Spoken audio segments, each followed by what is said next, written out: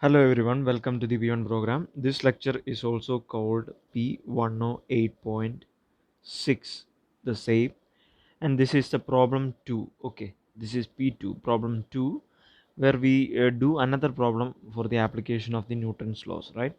So that's the purpose of this lecture here. So what I'm going to start off is that I'm going to set up that problem, very easy problem, very useful problem. This will get you your imaginations, right? It will trigger your imaginations and make sure that you get a basic understanding of how to handle a problem. So first of all, I'm going to assume that there is a cart, right? A cart or a box, something like that. Let's call it a cart. Okay, and this cart is on the surface of a table. Okay, it's on the surface of a table. Okay, and there is a string attached to it, and on this side there is a pulley, right? So there's a pulley just like that. Okay, there is a pulley, and the pulley suspend a weight, right? Let's call this weight some block B. Okay, this is the block, right? So this is the system. There is a block and a cart. Okay, now I want to find out in a general case. I'm going to call this cart has some mass mc and block has some mass mb, and the frictional coefficient is some mu s or something like that, mu k, kinetic friction. Okay, so mu k, and the other thing is there is a tension in the string. Okay, there's tension in the string, there will also be tension here. Okay, so these are the whole cases here. Now this is going to accelerate, the cart is going to accelerate with an acceleration ac, the block is going to accelerate with an acceleration ab, right? They will both be the same because they are connected to each other, right? Acceleration of ac and ab will be equal. Okay, okay, so this is the system, right? We have defined the problem. Now I need to find out what acceleration is. Okay, that's the first thing, maybe in a different color acceleration is. And the next thing I need to find out is the tension in the string, right? Tension. And maybe I want to find out how much is the minimum frictional coefficient mu k, right? Mu k minimum. Okay, what is the minimum?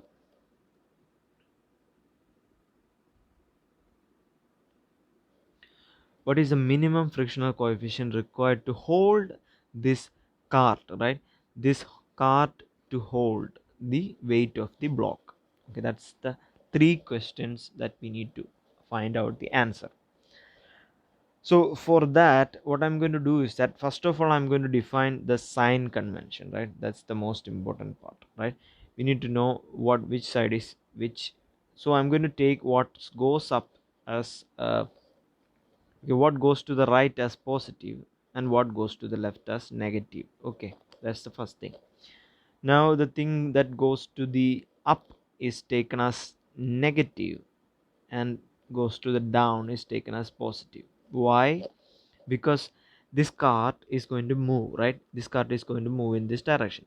If it moves, then we have taken the right direction as positive, right? Right is positive, right? After reaching this point, this cart is going to fall down. This cart is supposed to fall down and goes downward, downside. So at this point it must maintain that direction. So the downside must also be positive, or else we will have a discontinuity in direction, right?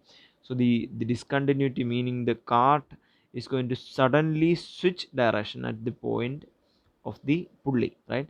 So it suddenly switch the direction at that point. So we don't want that to happen. That's why I've taken the downside as well as positive, and to the right as well as positive, and to the left and up are taken as negative.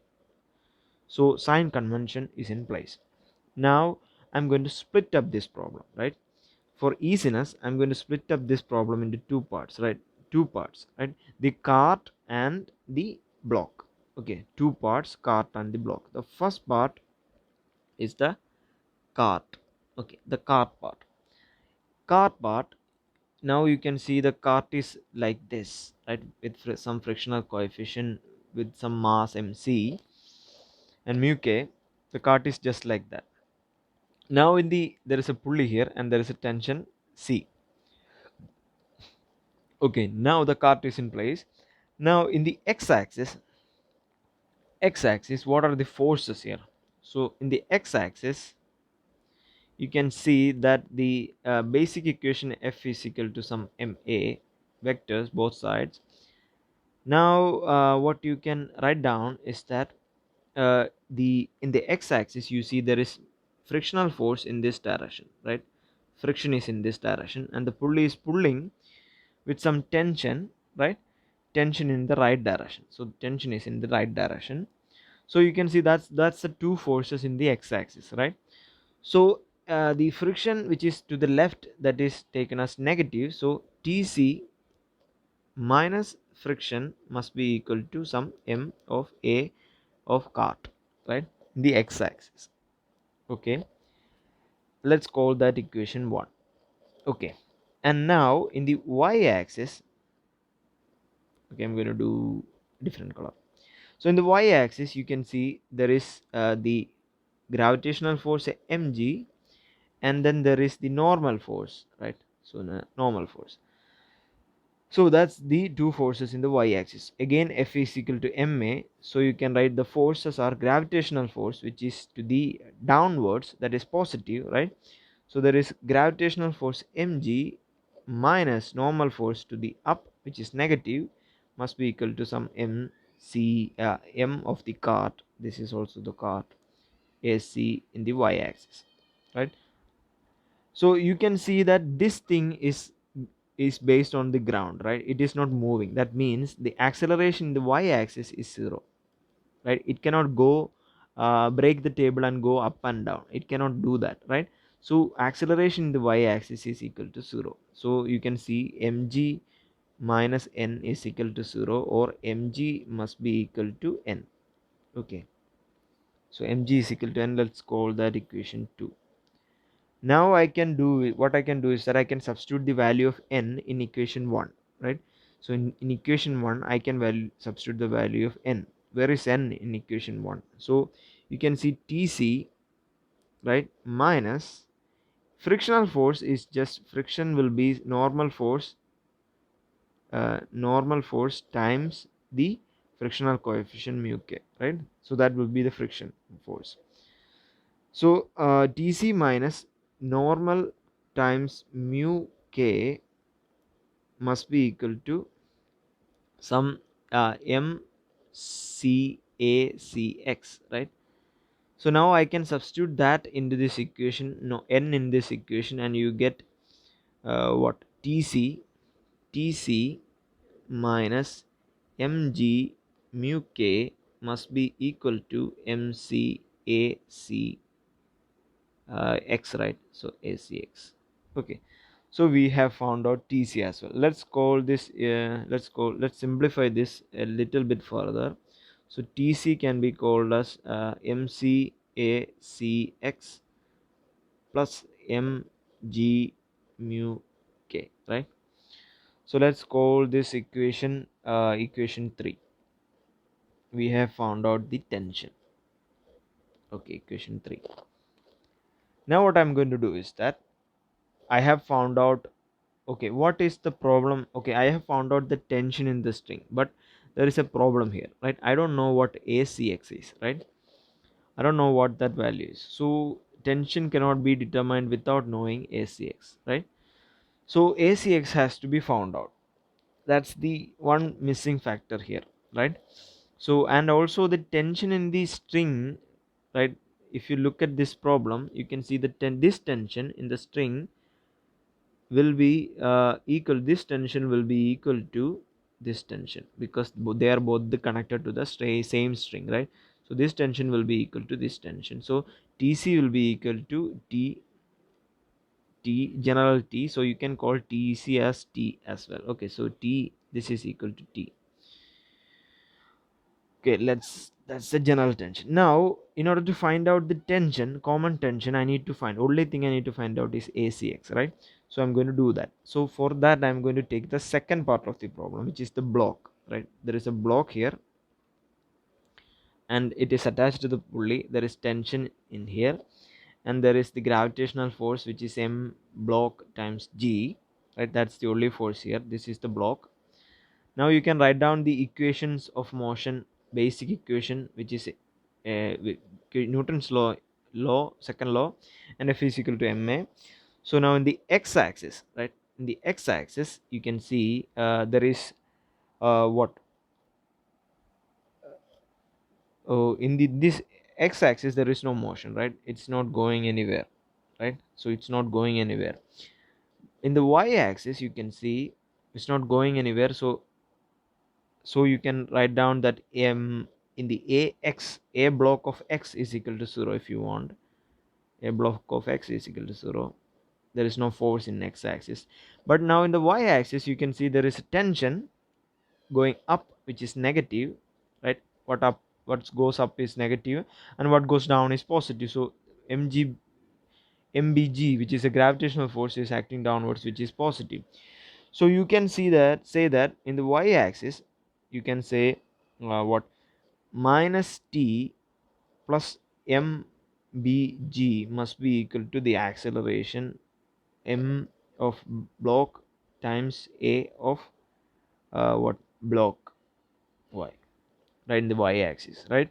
So this is equal to a by is equal to a, which is common acceleration, because they are both accelerated, they are both connected to the same thing.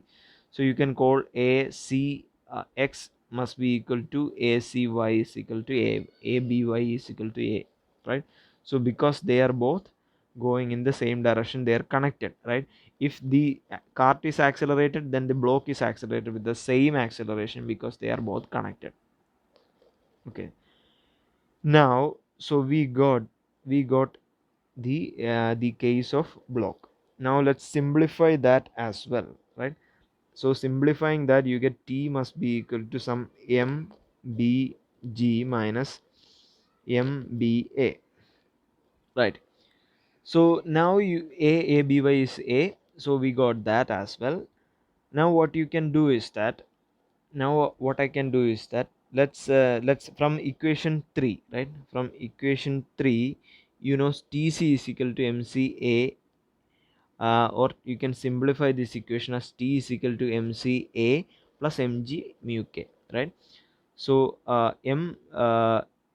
okay, so let's write down here m, this is of the cart, so m is equal to mc. Okay, so let's write down that equation. So in that equation it was like t is equal to some mca plus mu k times mcg, right?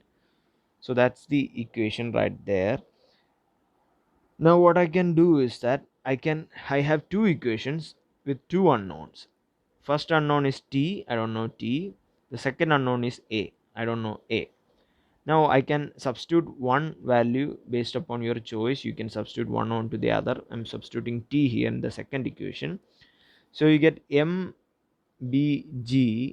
minus mba must be equal to some mca plus mu k times mcg, right? So substituted that, and I'm going to take out a as a common, get to the other side and taking a as a common, and so a times mc plus mb, right, must be equal to this mb remains on this side, so you get mbg minus mu k times mcg, right? So that's what you get, right? So you can calculate a must be equal to some m mu b g minus mu k, sorry, mb mu k times mcg by mc plus mb, right? So we have found out the acceleration. Now what I can do is that I can substitute the equation acceleration into the equation of tension, right? So I can just substitute that into this equation of tension, and suddenly I will get the equation for tension based upon the acceleration, right? So I'm going to substitute a into this equation. You get t must be equal to mc times A, which is what, so you can do that yourself, but anyways I'll do this. Okay, MBG minus mu K MCG, right, by MC plus MB must be plus mu K MCG. Okay, so that's the tension acting on that string for that mass. Now you can, you know, all these values, right? You, if you have a problem like this, you will get all these values. You can get mu K, which is the friction, you know, the mass of the block, mass of the uh, cart, you know, the gravitational acceleration. That's all you need, and you can find the tension. Basic. This doesn't get better than this. Okay, so this is the tension. Now one more question was there. uh, it was that how much what, how much friction has there. Okay, there was the question. Okay, so I thought, okay, what is the minimum friction, minimum frictional coefficient, right? Mu K, what is the minimum value of mu K to hold these two weights, right? So these two weights has to hold, what is the minimum value? Well, we can do that in a simple way, I think. Yes, let's do this using the equation of acceleration. Okay, using this equation of acceleration, you can, if that thing, if these two things are connected like this, right, these two things, if it has to hold, okay, let's assume that they have the same mass. Okay, M and M, they have the same mass. Now how, what minimum value of friction must be there to make sure that this thing doesn't slip? Okay, so that means if it doesn't slip, then acceleration will be equal to 0, right? So if it doesn't slip, then the acceleration will be equal to 0. So you can put in this equation, you can substitute the value of acceleration is equal to 0, and you can find the frictional coefficient. So these are both the same masses, I'm assuming it to be the same masses. So now let's do that. So acceleration is equal to 0, so A equal to 0 must be equal to some what, mu b g minus mu k,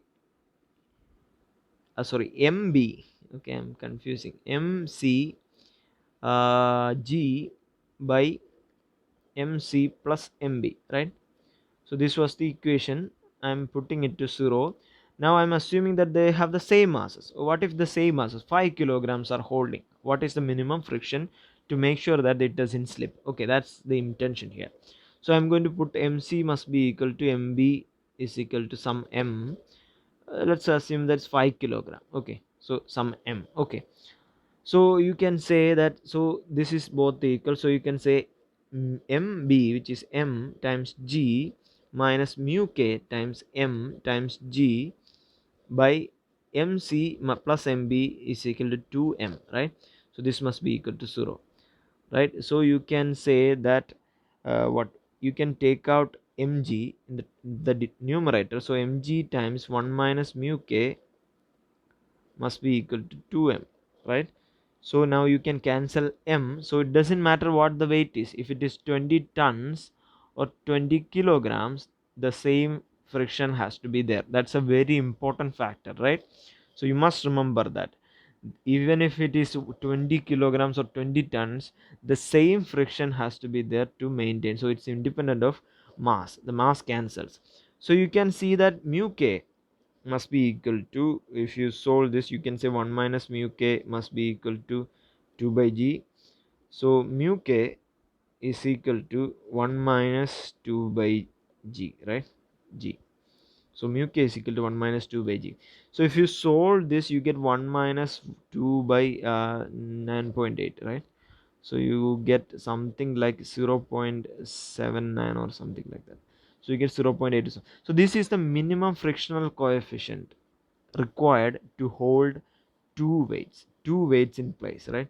Two weights hanging on to one another, minimum friction required, doesn't matter how much the weight is. It can be 20 ton, 20 kilogram, 100 ton, doesn't matter. If the frictional coefficient is 0.79, minimum frictional coefficient, if it is 0.78, it will slip. If it is 0.8, then it will hold, right? So the minimum threshold of maintaining a weight, okay, the friction, minimum frictional coefficient is 0.79. So we have found out something very interesting and very useful. I hope you guys benefited from this. So this is how you solve a problem, this is how you approach a problem. So the first step is to go to the x-axis and y-axis. You can split the problem into two halves if you want, two separate systems, two systems. Then go about x-axis and y-axis, you apply F is equal to ma. That's all you need to do. Okay, then you solve and you get your answers. So I hope you guys benefited, and let's see you next time. Okay.